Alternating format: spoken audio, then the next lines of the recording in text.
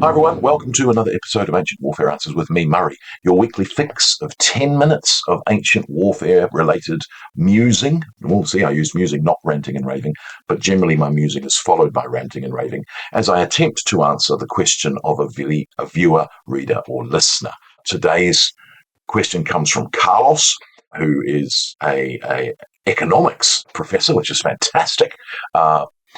You can, of course, ask us a question too. Email, comment on a previous video or podcast. You can even back us on Patreon, one of three different levels: Legionary, Optio, and Princeps. Princeps? No. Legionary, Optio, and Centurion. Princeps, what level would that be? That would be a lot of money. Anyway, I digress. And you don't have to be a Patreon to ask us a question. Hi, Murray. I am a long-time Ancient Warfare Answers subscriber. Ancient Warfare magazine subscriber, born in Hispania, working in Britannia, and mostly living in Rhytia. Ooh, nice. That's what we all do as ancient historians, as we think about modern world locations in ancient world terms, which is very problematic for ancient Greek military history, because, of course, I use Oxford University pronunciation of ancient Greek place names. So I'll talk about the island of Euboea, and when you mention, or the city of Thebes. And when you mention that to a modern Greek, they're like, where? And you're like, oh, yes, Evia? Oh, yes, I know where you're like, or Thivia. And they're like, oh, yes. You've got to remember all of those. Anyway, my question is this. This is from Carlos. With the Constitutio Antoniniana, all the young men within the Imperium became citizens and could enlist in the legions instead of the auxilia. Hence, the auxilia presumably attracted less recruits. With Diocletian's reforms, whatever remained of the auxilia was absorbed into a fully new structure with the limitanei, the comitatenses, and the auxilia palatina, the latter being elite.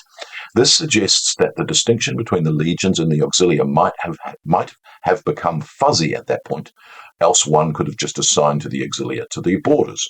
What do we know about the evolution of the auxilia from the Constitutio Antoniniana to Diocletian's reforms? Were they still around? Were they still around with named units slowly vanishing for lack of recruits, or did they become something else by enlisting non-citizens? Did they become part of a wild mixture of units with all-barbarian numeri in the chaos of the 3rd century and its many revolts? Surely, at the very least, Tacitus' old statement that auxiliaries and legionaries were roughly equal in number is no longer valid for the 3rd century.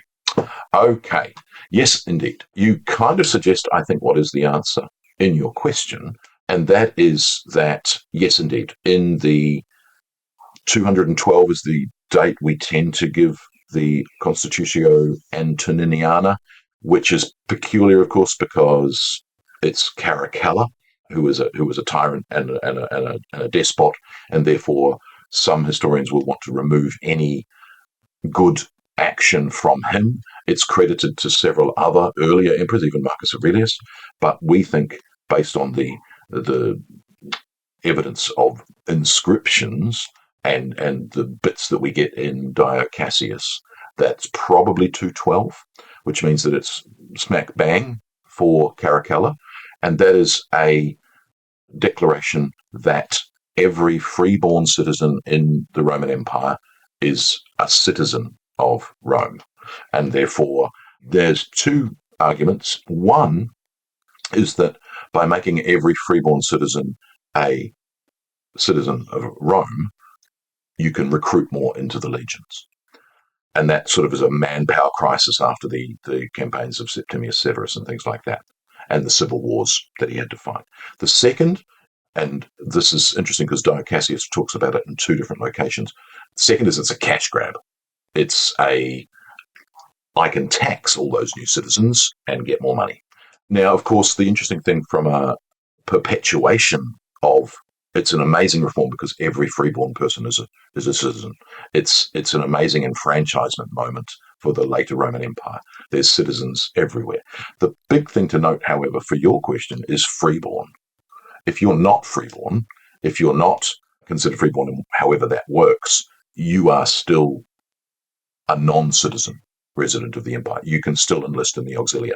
You can still enlist auxilia from outside the boundaries of the empire, even when those peoples, like the Batavians, just to choose one, have some within the empire and some outside of the empire. So you still get barbarian, non-citizen auxilia in the 3rd century. By the 4th century, and as you mentioned, Diocletian's reforms, you get the creation of the auxilia palatina and auxilia units. And what is the difference between a legion and an auxilia unit by that point? Tricky to tell, possibly the balance of cavalry. Anyway, that's a completely different life's work to work that out. Now, the interesting thing, I think, is that idea that, much like when we talk about the Magna Carta, the Magna Carta is equal rights to the free population, not everyone. And we tend to look at it as everyone. So the idea in England in 1215, 25% of the population is free. 75% of the population is serf and non-free, and slaves, which we don't think of in England. 10% of England's population in the 13th century are slaves. And so that idea that it's the freeborn who are enfranchised is not our modern conception that, well, everyone's free, everyone's a citizen. So I think it's, and I don't know that there's been much work on how many citizens within the Roman Empire considered freeborn in comparison to not free, and what are the different cultural clarifications of free or not free. I don't know that we know in some cases. None of the slave population is suddenly made citizens, for instance. And even, I think, if you are a slave who's been manumitted, you don't automatically become a citizen because, you weren't freeborn. And so there are still recruits and recruitment centres for auxilia units in the 3rd century. Now, as you also point out, the 3rd century has a vast number of problems in terms of usurpers. Up to the 3rd century, we've had 20 Roman emperors. By in the 3rd century alone, there's more than 50. So it really is a sort of a time of crisis. And so you've got that issue of a lack of stability. What it means, however, of course, is that more and more men are being recruited by all of these different emperors to serve in their own armies to fight civil wars with other emperors. So it's problematic. Possibly citizens can still enlist in the auxilia. And, we do get the Batavians, for instance, and we get several other units of auxilia who are citizen auxilia. Even earlier, they've been granted citizenship for service and they stay auxilia, cohortes and things like that. So there's that too. And that's probably a cultural and a sort of a legacy thing, that you're enlisting in that unit because it's what people from your culture or your family have done. And so, we do have several inscriptions of fathers and sons in the same unit, for instance.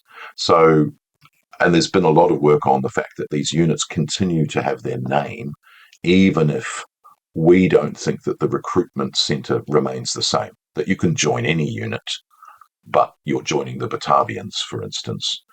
And there are several inscriptions of non-Batavian members of the Batavian cohorts.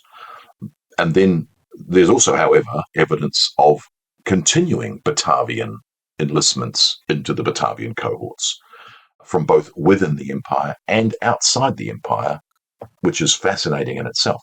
And of course, the Batavians are last attested in the Battle of Adrianople and then the Notitia Dignitatum. Lots of, is there 11 mentions of the Batavians?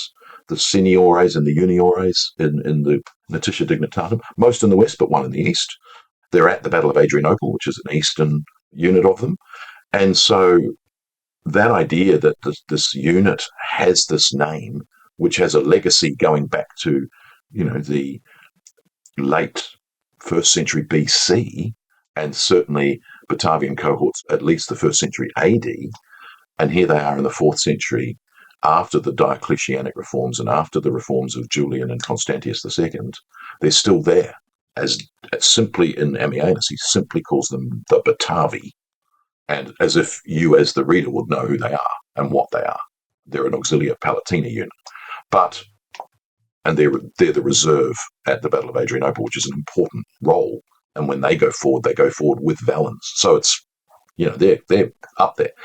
Anyway, so all of that, I think, tells us that, yes, there's more citizens after the Constitutio Antoniniana, but you could, if you wanted, still enlist in an auxiliary unit. Obviously, you're not going to get rewarded with citizenship after you retire. You can enlist auxiliary units from outside of the empire and from the non-freeborn population of the Roman Empire. So it seems as if in the 3rd century, where there's more troops because there's more emperors, all of whom who have an army, that there still is enough. I wonder whether the sort of terms of service of the auxilia were regarded as less stringent, or somehow, in certain circumstances, you would prefer to be an auxilia or an auxiliary rather than a legionary, which is entirely possible. So I hope, Carlos, that answers your question, and I hope that you can join me again for another episode of Ancient Warfare Answers. Thanks. Bye.